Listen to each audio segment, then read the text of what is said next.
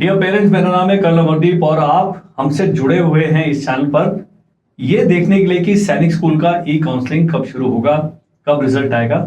कल एनटीए ने क्या किया है, आंसर की को अपलोड कर दिया। तो सबसे पहले फाइनल आंसर की अपलोड हो गई है। इसको मैं कलर को काला कर देता हूं। फाइनल आंसर की एक कर देते हैं। इसमें कई सवाल हैं जिनके 2 आंसर्स करेक्ट हैं।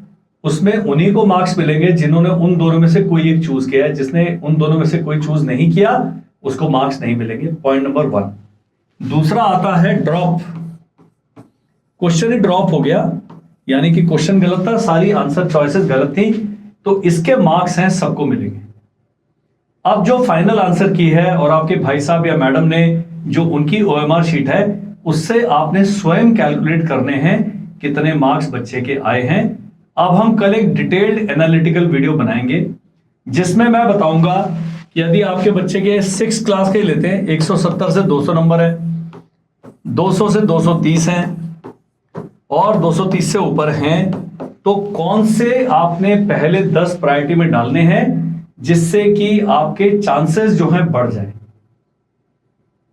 अब इस वीडियो में हम ये बात करेंगे नहीं, कल इस वीडियो में जब दोबारा बनेगा इस सब्जेक्ट पे वीडियो तब मैं डिटेल में एनालिसिस बताऊंगा। पूरी लिस्ट जो हमारी टीम ने तैयार करी है वो आपके साथ शेयर करूंगा ताकि एक इन्फॉर्म चॉइस आप कर सकते हैं। That is 1। और ये लिस्ट आधारित है पिछले साल का जो डेटा है उस पर। पिछले साल मान लीजिए किसी एक स्कूल में एससी कैटेगरी या जनरल कैटेगरी 2 ले लेते हैं, इनके आए थे 184 मार्क्स और यहां है 262। इस बार पेपर थोड़ा आसान आ गया, कुछ हो गया, तो 262 वेरी कर सकते हैं, 268 हो जाएगा। ये 184 का 190 हो गया। इसलिए हम ब्रैकेटिंग का इस्तेमाल करेंगे कि भाई ये ब्रैकेट है, इसके हिसाब से आप अगर हमारी बात मानते हैं तो आप चॉइस करेंगे। अब मैं आपको जो स्कूल की लिस्ट दूंगा उसमें आप उत्तर भारत में रहने वाले हैं, पश्चिम भारत में रहते हैं, दक्षिण भारत में रहते हैं और पूर्व भारत में रहते हैं, उत्तर पूर्व में रहते हैं, क्या आपकी चॉइसेस होनी चाहिए उस पर चर्चा करेंगे। बाकी मैं सारी चॉइसेस भरना आप पर छोड़ दूं। 2 इंपॉर्टेंट सवाल कल पेरेंट्स ने पूछे और एक न्यू सैनिक स्कूल के प्रिंसिपल साहब हैं, उनसे मैंने रात को 11 बजे मैसेज किया और उन सवालों के मैंने जवाब लिए। वो था कि होल्ड एंड कंटिन्यू, HNC। अब ये कहते हैं कि हमने होल्ड एंड कंटिन्यू करके एक स्कूल में एडमिशन ले लिया, ए स्कूल में, और थोड़े दिन बाद हमें किसी राउंड में बी स्कूल मिल गया है। क्या मैं इसको भी होल्ड एंड कंटिन्यू कर सकता हूं? तो ये होल्ड एंड कंटिन्यू इनके लिए एप्लीकेबल नहीं है। एक ही बात, क्योंकि प्रोसेस में ही पूरा 25 से 30 दिन लगेंगे, तब तक तो पूरी ई काउंसलिंग समाप्ति हो जाएगी। दूसरा, अगर आपने, ये मुझे भी क्लियर नहीं था, होल्ड एंड कंटिन्यू करा और एसएस की जगह एनएसएस में एडमिशन ले लिया, तब एक पेरेंट ने पूछा कि जो एनएसएस में मैंने फीस दी है, अब मेरे को मान लीजिए चौथे राउंड में अपना मनचाहा स्कूल मिल गया, मान लीजिए बी। अब मैं यहां से यहां बच्चे को लेके जाऊंगा तो यहां जो फीस जमा करी है उसका क्या होगा, वो फीस कागज सब कुछ वहां ट्रांसफर हो जाएंगे और यहां की ज्यादा फीस है वहां की कम है, तो मुझे लगता है थोड़े पैसे वापस भी कर देगी सरकार। लेकिन आपने एनएसएस में एडमिशन ले लिया, आपके बच्चे ने कहा भाई यहां तो बिल्कुल ही माड़ा हाल है, उसके बाद आपको मिल गया जी कुंजपुरा और आपने वहां ज्वाइन नहीं किया, और तब आप चाहेंगे कि आपके पैसे वापस मिल जाए, तो ऐसा नहीं होगा। ये जो पैसा है, कागज है, सीधा स्कूल से स्कूल में जाएंगे, आपकी जेब में नहीं आएंगे।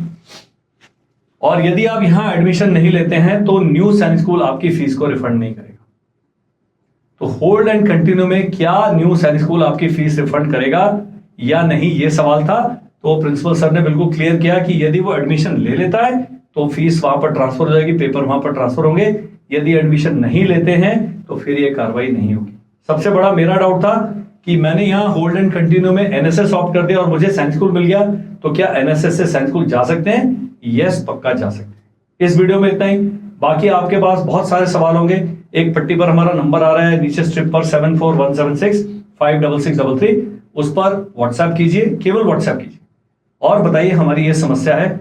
बहुत सारे हैं जिन्होंने ई काउंसलिंग के रजिस्टर नहीं किया है, उनको मैं समस्या का समाधान बता चुका हूं कि 1% चांस है कि आपके द्वारा भेजी गई मेल पर कार्रवाई हो जाए और आपके बच्चे को एक्सेप्ट कर लिया जाए।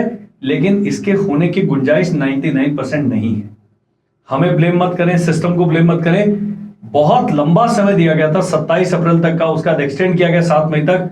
तब तक आप लोग नहीं जागे हैं तो फिर उसमें किसी की गलती नहीं। अब कई पेरेंट्स पूछ रहे हैं जी हमारा बच्चे का हमने ई काउंसलिंग रजिस्ट्रेशन कर दिया है लेकिन चॉइस फिलिंग तो कर ही नहीं पा रहे। तो सर, मैडम, भाई साहब, बहन जी, चॉइस फिलिंग होगा रिजल्ट आने के बाद।